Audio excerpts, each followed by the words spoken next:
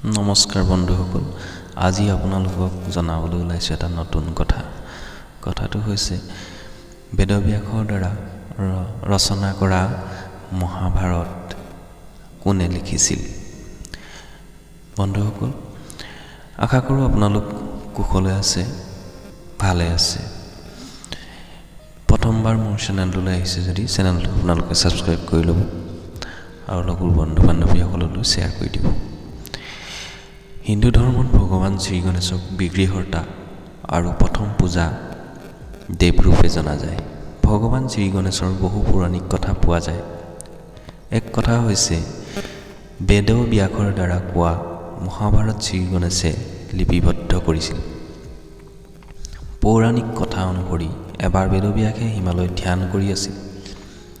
তেতিয়া ব্ৰহ্মাদেৱে দেখা দি বেদব্যাসক ক'লে যে তেওঁ মহাভাৰত কাব্য ৰচনা কৰিব লাগে, কাৰণ বেদব্যাসে সেইজন ব্যক্তি যিয়ে সম্পূৰ্ণ মহাভাৰত দেখিছিল আৰু সকলো পাত্ৰৰ বিষয়ে তেওঁ গম পাইছিল।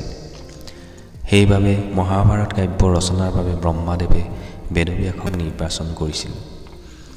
ব্ৰহ্মাদেৱৰ কথাত বেদব্যাসেও এজন ব্যক্তি বিচাৰিবলৈ আৰম্ভ কৰিলে যিয়ে মহাভাৰতৰ দৰে জটিল মহাকাব্যৰ শ্ৰুতলেখা কৰিব পাৰে।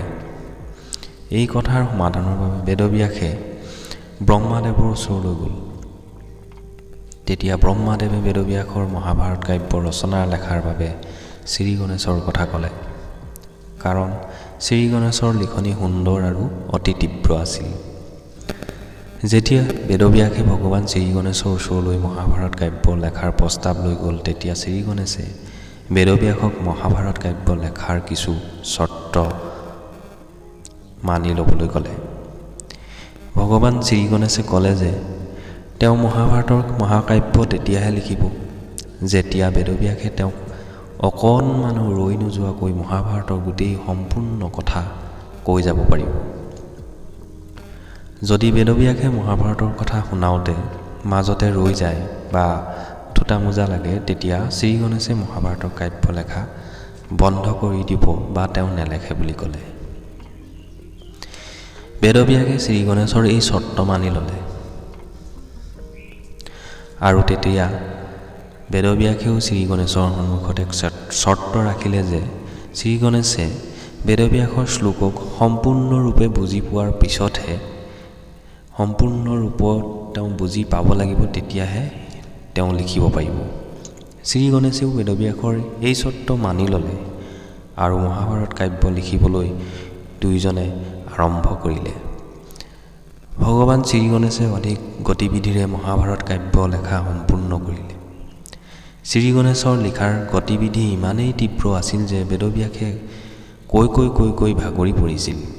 যেতিয়া শ্ৰী গণেশে মহাভাৰতৰ কাব্য লিখি আছিল, তেতিয়া বাৰে বাৰে শ্ৰী গণেশৰ লিখনি তেওঁৰ কলম ভাঙি গৈছিল, যাৰ বাবে শ্ৰী গণেশৰ লেখাৰ গতিবিধিত অৱৰোধ উৎপন্ন হৈ গৈছিল।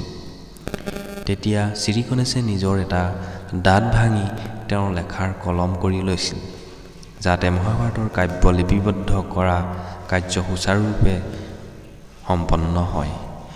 এই কাৰণে ভগৱান শ্ৰী গণেশক একদন্ত বুলিও কোৱা হয়। বন্ধুসকল, কেনেকুৱা পালে কাহিনীটো শুনি? মই এই কাহিনীটো পঢ়িবলৈ পাইছিলোঁ, ভাবিলোঁ আপোনালোকলৈও ইয়াক এক ভিডিঅ' ৰূপে আগবঢ়াই দিওঁ। ভিডিঅ'টো শুনি আপোনালোকে কেনেকুৱা পালে জনাব। কিবা যদি ভুল ত্ৰুটি হৈছে ক্ষমা কৰিব। এই কাহিনীটো ময়ো পঢ়িবলৈ পাই পেলাই ভাবিলোঁ আপোনালোকলৈও এইটো ভিডিঅ' ৰূপত আগবঢ়াই দিওঁ। আজিলৈ ইমানেই, ধন্যবাদ।